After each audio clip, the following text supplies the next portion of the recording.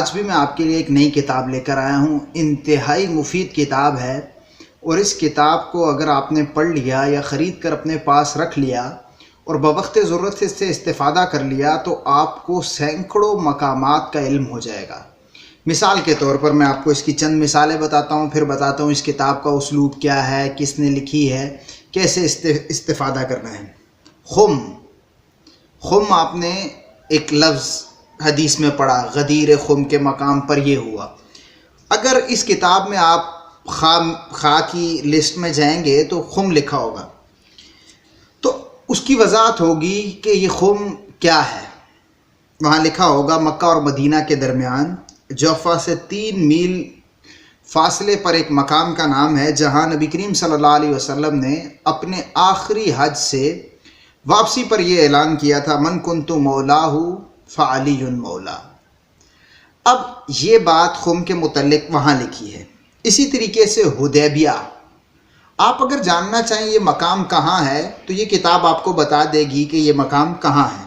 اس کتاب میں لکھا ہے کہ مکہ کے شمال میں 13 یا 14 میل دور ایک کنواں ہے جسے حدیبیہ کہا جاتا ہے. 6 ہجری میں نبی کریم صلی اللہ علیہ وسلم نے یہیں ایک معاہدہ کیا تھا جسے صلح حدیبیہ کہتے ہیں.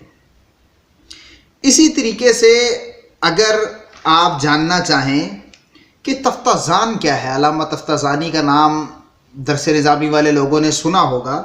تفتازان کہاں ہے تو یہ کہتے ہیں خراسان میں نسا کے قریب ایک شہر ہے جہاں علامہ تفتازانی پیدا ہوئے تھے. پھر اسی طرح حضرت موسیٰ علیہ السلام کی قوم ایک میدان میں گم ہو گئی تھی، وہ کہاں ہے. پھر اسی طرح مدینے کی بچیوں نے کہا تھا طلع البدر علینا من ثنیۃ الوداع. یہ ثنیۃ الوداع سے کیا مراد تھا. پھر ترکستان کہاں ہے، بخارا کہاں ہے، بصرہ کہاں ہے، اسکندریہ کہاں ہے، جامعۃ الازہر بہت مشہور ہے، یہ کہاں ہے، جرجان کہاں ہے. ابن جریر طبری کا نام سنا ہے، جریر کس جگہ کا نام ہے. امام ترمذی کا نام سنا ہے، ترمذ کون سی جگہ ہے. تبوک کا نام سنا ہے، تبوک کہاں ہے. غار سور کس مقام پر واقع ہے. حلب کہاں ہے، ہرہ کہاں ہے، حضرہ موت کہاں ہے، خوارزم کہاں ہے، دمشق کہاں ہے، جلال آباد کہاں ہے. یہ سب چیزیں آج میں آپ کو مزید سے جو میں نے نام لیے یہ تفصیل سے پڑھ کر بتاؤں گا کہ کہاں ہے. اسی کتاب سے کتاب آپ کو دکھاتا چلوں، یہ کتاب ہے. کتاب کا نام ہے موجم البلدان، یعنی شہروں کی موجم. آسان الفاظ میں کہہ لیں تو شہروں، علاقوں، قصبوں، وادیوں، دریاؤں، صحراؤں اور مختلف چشموں کے متعلق ایک مستند ڈکشنری. اور اس میں جتنے بھی شہروں کا ذکر کیا گیا ہے یہ اکثر اسلامی ہیں. اور جس عالم نے اسے لکھا تھا اس نے 8 ضخیم جلدوں میں لکھا تھا، جو کم از کم اتنی بنتی تھی یا اس سے بھی بڑی بنتی ہیں. یہ اس کا مختصر سا خلاصہ ہے جو ڈاکٹر غلام جیلانی برق صاحب نے کیا ہے. موجم البلدان اصل میں عربی میں تھی اور ضخیم جلدوں میں تھی، بہت تفصیل کے ساتھ تھی. غلام جیلانی برق صاحب نے، ڈاکٹر غلام جیلانی برق صاحب نے اس کا خلاصہ کیا ہے. میں تفصیل بتاتا ہوں کہ اس میں کیا کیا تھا. اصل کتاب میں 12,670 شہروں، بستیوں، وادیوں، صحراؤں، پہاڑوں اور میدانوں کا ذکر تھا، جبکہ اس تلخیص کے اندر 10,200 مقامات کا تذکرہ ہے. یہ اسلامی تاریخ میں ذکر کردہ ہزاروں مقامات کی تفصیل بیان کرنے والی کتاب ہے. اور غلام جیلانی برق صاحب نے ایک ہی جلد میں، مختصر سی جلد ہے، اس میں اس کا خلاصہ کر دیا ہے. ان کا اصل طریقہ کیا تھا؟ اصل کتاب کے مصنف تھے یاقوت حموی، ایک بڑے عالم تھے عرب، اور اس کی تلخیص کرنے والے کا نام میں نے آپ کو بتا دیا. موجم البلدان یعنی جو یاقوت حموی نے لکھی تھی، ان کا طریقہ کار یہ ہے کہ وہ بتاتے ہیں یہ لفظ، اس کا مادہ استقاق کیا ہے، طول بلد کیا ہے، عرض بلد کیا ہے. پھر بتاتے ہیں کہ یہ کس ملک میں واقع ہے، کس شہر کے قریب واقع ہے، اس ملک کا، شہر کا، علاقے کا بانی کون تھا، کس نے اس کی بنیاد رکھی تھی، اس میں کون کون سی اہم چیزیں ہوتی ہیں، کون کون سے مشہور لوگ ہیں یہاں، اور اس شہر کو کس نے فتح کیا تھا. یہ اس کی جو اصل ہے موجم البلدان، اس میں یہ ہے. کیونکہ انہوں نے مختصر کرنی تھی تو انہوں نے اتنی تفصیل نہیں دی، بس یہ صرف کوئی ضروری بات بتا دیتے ہیں. کیسے بتاتے ہیں؟ میں اس تعارف کے بعد آپ کو چند مقامات کے بارے میں مزید بتاتا بھی ہوں. اچھا، اسی طریقے سے اندلس جو پہلے مسلمانوں کے پاس تھا، اب وہ مسلمانوں کے پاس نہیں ہے بلکہ کسی اور کے پاس ہے، تو ان کے شہروں کے نام تبدیل ہو گئے ہیں، یعنی انگلش میں انہیں کچھ اور کہا جاتا ہے۔ تو غلام جیلانی برق صاحب نے تقریباً 265 شہروں کی ایک فہرست بنا کر کتاب کے آخر میں لگا دی ہے کہ آپ وہاں سے اس کا جدید نام بھی دیکھ سکتے ہیں۔ پھر اسی طرح اس کتاب میں 3 اصطلاحات ہیں۔ میل ایک مشہور جو ہے پیمانہ ہے جس سے ناپا جاتا ہے۔ اسی طریقے سے فرسخ کہتے ہیں 3 میل کو، اور منزل کہتے ہیں اس جگہ کو جو ہر 18 میل کے بعد مسافروں کے لیے بنائی جاتی تھی، اسے آپ سرائے کہہ سکتے ہیں جہاں مسافر انتظار کرتے تھے۔ اور یہ موجم البلدان میں بھی اسی طرح ہے، اور ڈاکٹر غلام جیلانی برق صاحب نے بھی اسے برقرار رکھا ہے۔ اب یہ تلخیص کر دی ڈاکٹر غلام جیلانی برق صاحب نے، لیکن جو یعقوب تھنوی تھے نا، جنہوں نے 8 جلدوں میں اپنی ضخیم کتاب لکھی، وہ نہیں چاہتے تھے کہ ان کی کوئی تلخیص کرے۔ ان کے شاگردوں نے ان سے کئی بار کہا کہ حضرت آپ اس کی تلخیص کر دیں، تو وہ کہتے تھے میرا دل نہیں مانتا۔ وہ کہتے تھے اختصار کرنے کی مثال ایسے ہی ہے کہ جس طرح کسی پرندے کے پر کاٹ دیے جائیں یا کسی انسان کے ہاتھ اور پاؤں کاٹ دیے جائیں، تو میرا دل نہیں مانتا۔ انہوں نے بعد کے لوگوں سے کہا بھی تھا کہ آپ نے میری اس کتاب کا اختصار نہیں کرنا، لیکن غلام جیلانی برق صاحب سمجھے کہ اب اس دور میں بہت سے لوگوں کو اس کی ضرورت ہے، تو ہمیں صرف ان کے قول کے ادب میں ایسا اس سے رکے نہیں رہنا چاہیے، بلکہ یہ اقدام کر جانا چاہیے۔ اور یہ کہتے ہیں اگر وہ آج زندہ ہوتے تو میں ان سے معافی مانگ لیتا، لیکن وہ تو عرصہ ہوئے، سالوں بلکہ صدیوں پہلے فوت ہو چکے۔ تو بڑی تفصیل سے لکھی تھی، بڑی مستند کتاب لکھی تھی۔ غلام جیلانی برق صاحب نے اس میں کچھ اضافے بھی کیے ہیں، آج کے دور کے مطابق بھی کچھ باتیں اس میں ذکر کر دی گئی ہیں۔ اب مجھے اچھا نہیں لگا کہ میں اس کی تفصیل آپ کے سامنے نہ بیان کروں، تو میں نے سوچا کہ پتہ نہیں آپ کو پڑھنے کا موقع ملے گا بہت سارے لوگوں کو یا نہیں، تو میں نے سوچا کہ مشہور جو مقامات ہیں نا، تقریباً میں نے آپ کے سامنے یہ 2 صفحات پر چند مقامات لکھے ہیں جن کے متعلق میں مختصراً آپ کو بتاتا جاؤں گا۔ ازہر، جامعۃ الازہر بہت مشہور یونیورسٹی ہے عالم اسلام کی، اس کے متعلق انہوں نے لکھا ہے کہ قاہرہ کی ایک مشہور مسجد ہے، یعنی ازہر یہ پہلے ایک مسجد تھی جسے فاطمی خلیفہ، چوتھے فاطمی خلیفہ معز کے سپہ سالار نے 359 ہجری میں تعمیر کیا تھا، یعنی اس کی بنیاد رکھی تھی 359 ہجری، آج 1400 ہے۔ اچھا، اس میں پھر بعد میں خلفاء اور سلاطین اضافے کرتے رہے اور اسے بہتر سے بہتر بناتے گئے، حتیٰ کہ اس نے ایک عظیم درسگاہ اور یونیورسٹی کی صورت اختیار کر لی۔ غلام جیلانی برق صاحب نے اپنی تحقیق کے مطابق لکھا ہے 1970 تک اس میں 10,000 کے قریب طلباء زیر تعلیم تھے، اور مجھے اب لگتا ہے کہ شاید اس سے بھی زیادہ ہوں گے کیونکہ مشہور ترین یونیورسٹیوں میں سے ایک ہے۔ اسی طریقے سے اسکندریہ ایک مشہور جگہ کا نام ہے، اس کے متعلق اس کتاب میں لکھا ہے کہ بحیرہ روم میں مصر کی ایک بندرگاہ کا نام ہے، ایک قول۔ دوسرا قول یہ ہے کہ حلب اور حماد کے درمیان ایک بستی کا نام ہے، اور تیسرا قول یہ ہے کہ واسط سے کچھ دور ایک گاؤں کا نام ہے۔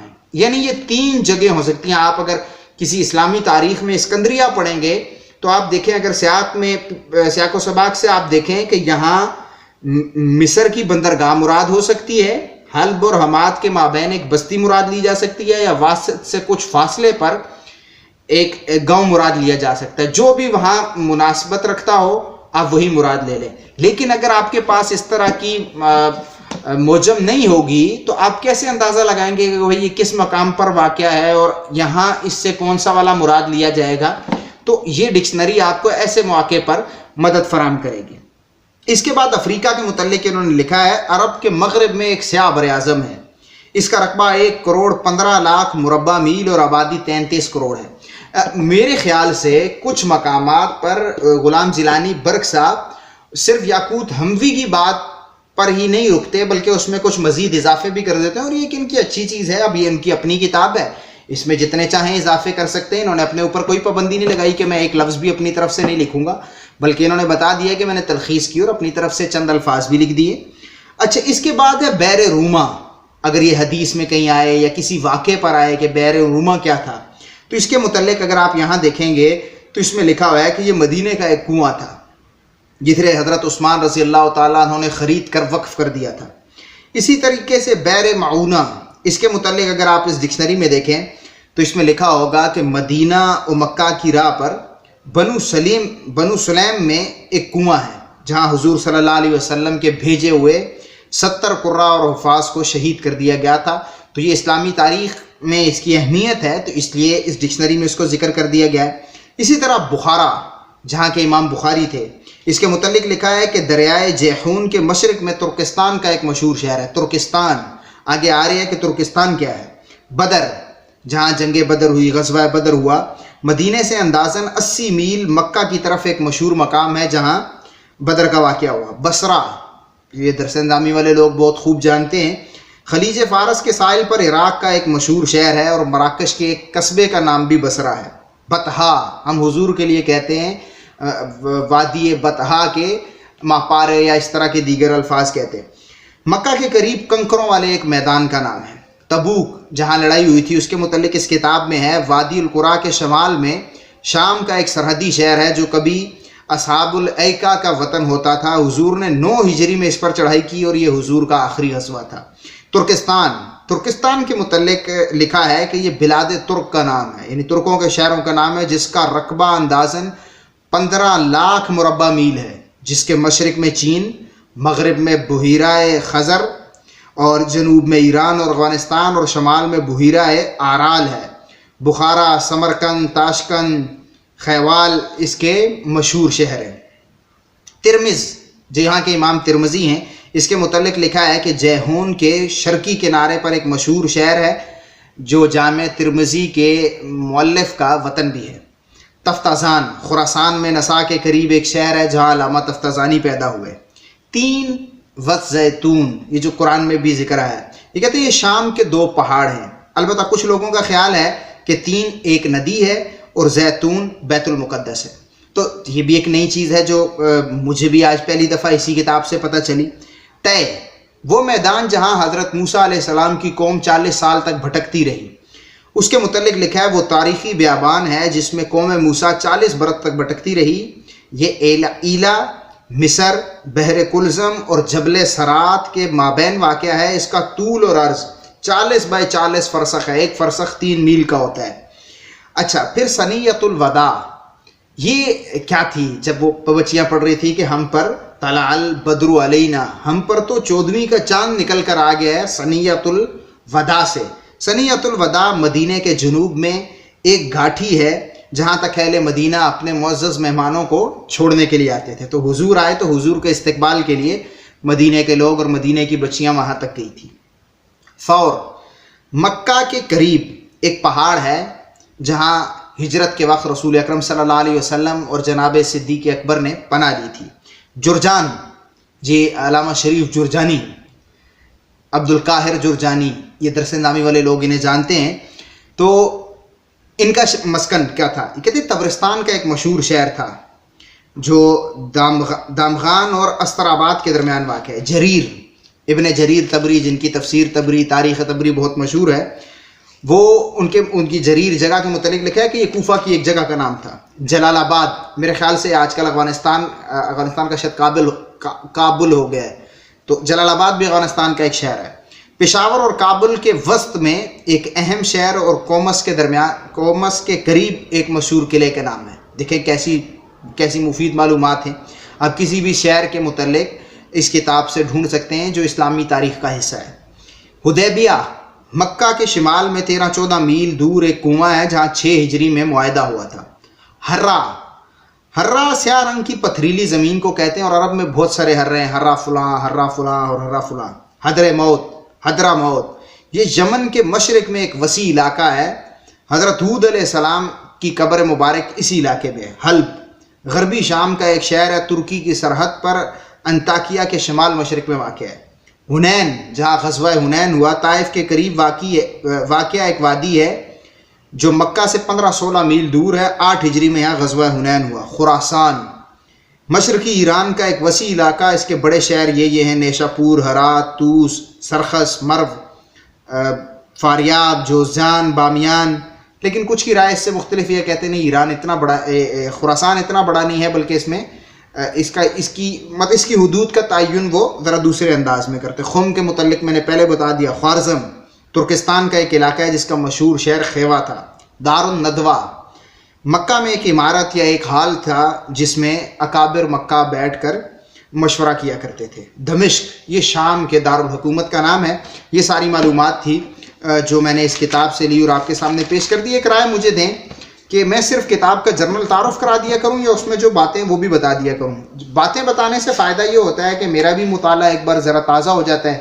تو جس کتاب کے لیے مجھے ذرا وقت زیادہ مل جائے گا تو میں اس کی زیادہ چیزیں لکھ کر آپ کے سامنے بیان کر دوں گا, اور جس کے لیے زیادہ موقع نہیں ملے گا تو میں پھر اس کا مختصر تعارف ہی آپ کے سامنے بیان کر دوں گا, اور پھر کبھی موقع ملا تو انشاءاللہ اس پر تفصیلی ویڈیو بنا دوں گا. دعا میں یاد رکھیے گا. ملتے ہیں کسی اگلی کتاب کے ساتھ اگلی ویڈیو میں. السلام علیکم ورحمۃ اللہ وبرکاتہ.